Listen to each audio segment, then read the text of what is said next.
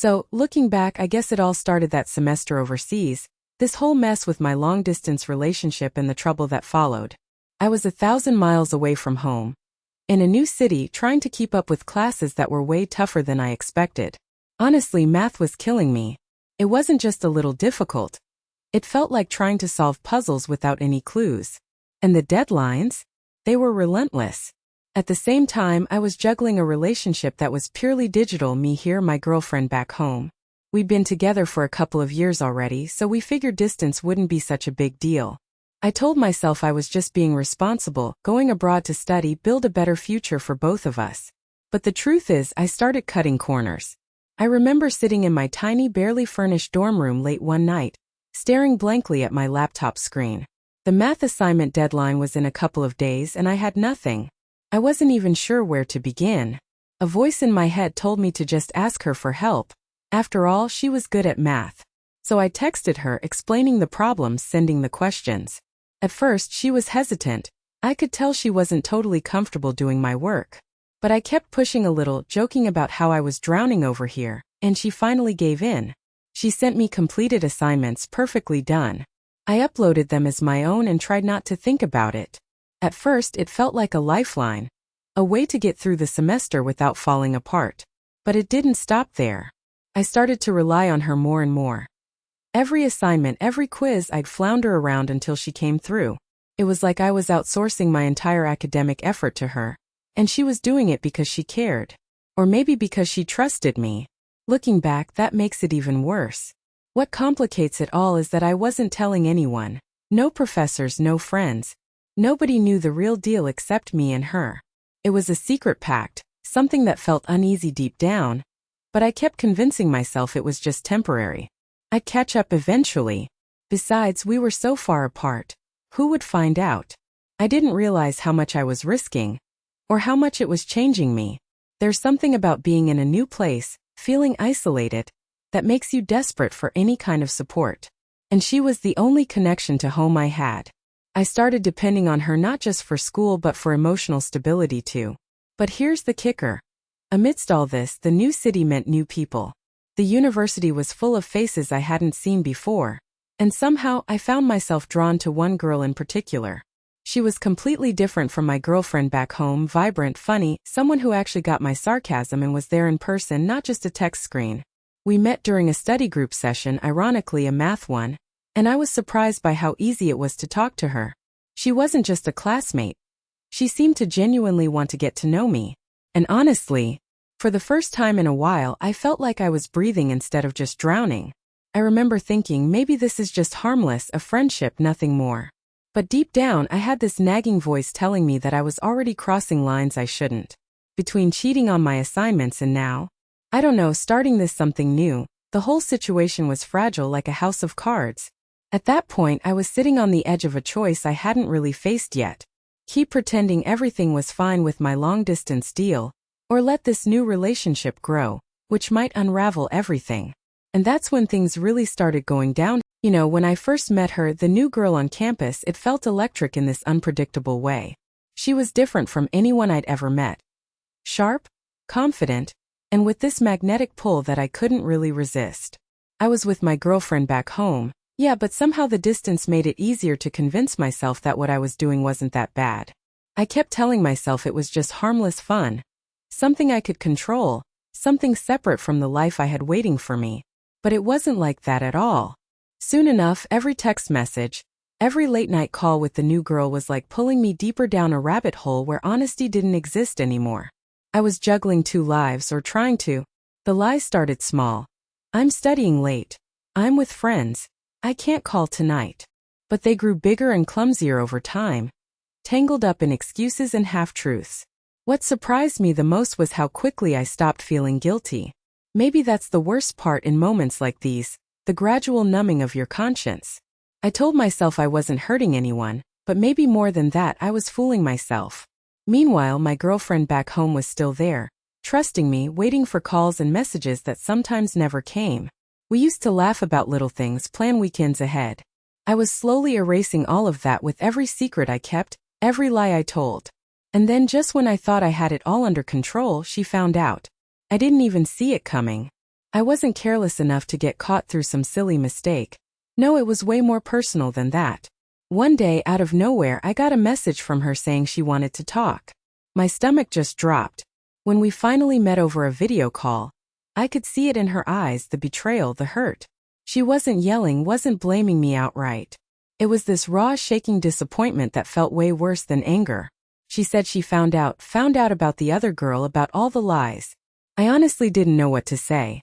Every excuse I had rehearsed just sounded hollow even to me. And for the first time, the full weight of what I'd done hit me like a relentless wave. She trusted me, believed in me, and I shattered that without even thinking twice. It wasn't just a relationship anymore. It was about the person I was becoming. Someone willing to betray not just her, but his own principles without hesitation. The worst part was realizing that this was just the start of unraveling everything I'd worked for. My academic life, my reputation, my dreams, they were all connected to the trust I'd now broken.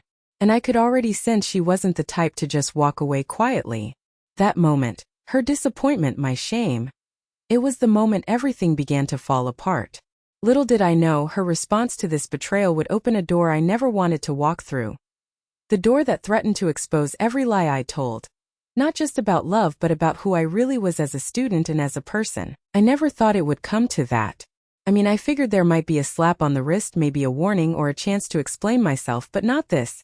Honestly, when I got that first email from the university's disciplinary board, my stomach just dropped. They said they'd received a formal complaint about my recent assignments, and they were launching an investigation. At first, I tried to brush it off, thinking, this can't be serious. They can't really find me guilty of anything. But deep down, I knew the truth was catching up to me. The whole thing started when my girlfriend, the one I thought I could trust, decided to hit me where it hurt the most.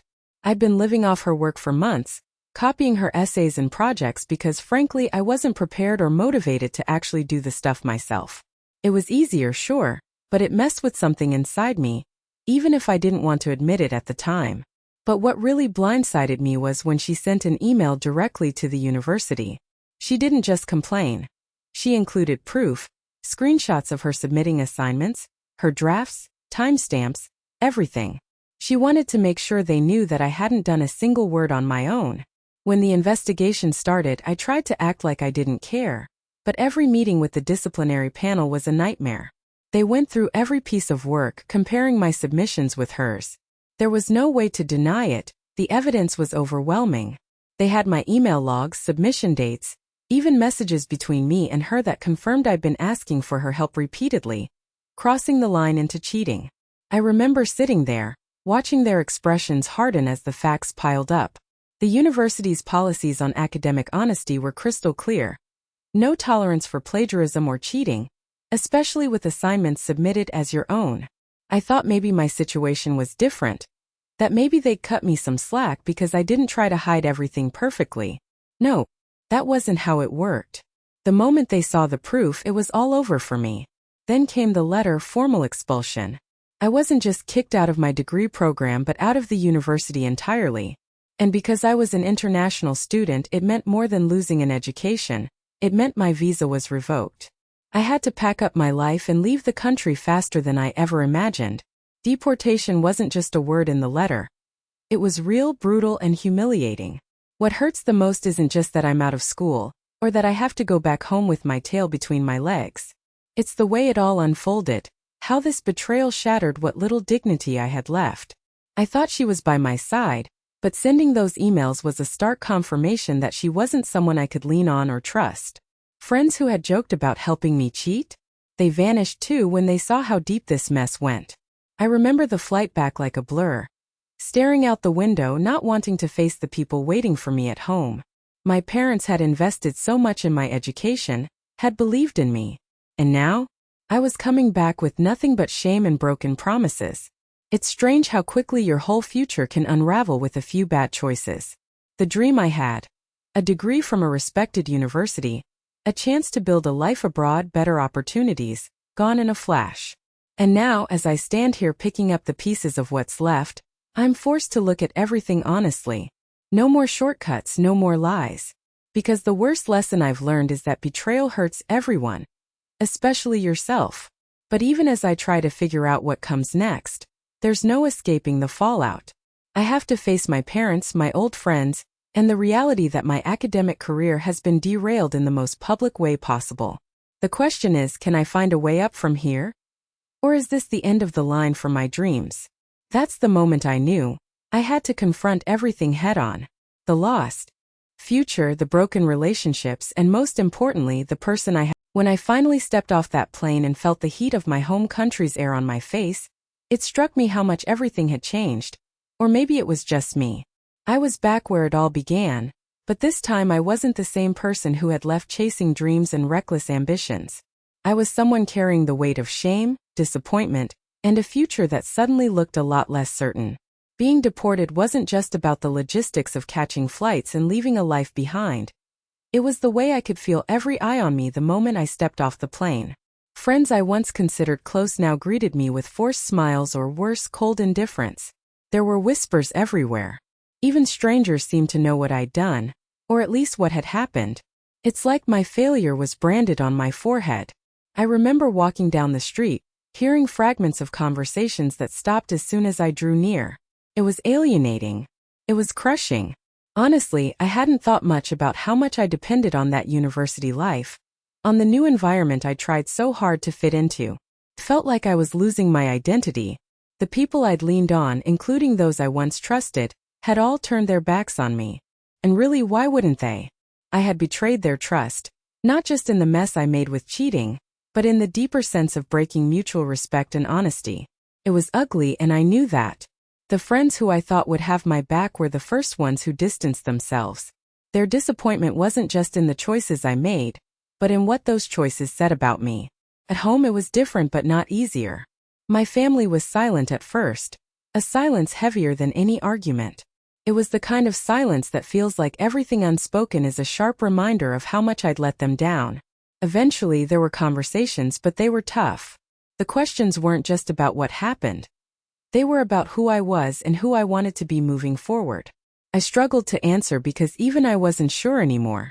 I'd thought the cheating, the shortcuts, and lies were just small steps, but they turned into a road that led me away from the person I wanted to be. There were moments in the nights that followed when I lay awake, replaying every decision and cringing at how easily I'd thrown away not only my scholarship, but also my future in a place I thought would give me a fresh start. I kept asking myself, was it worth it?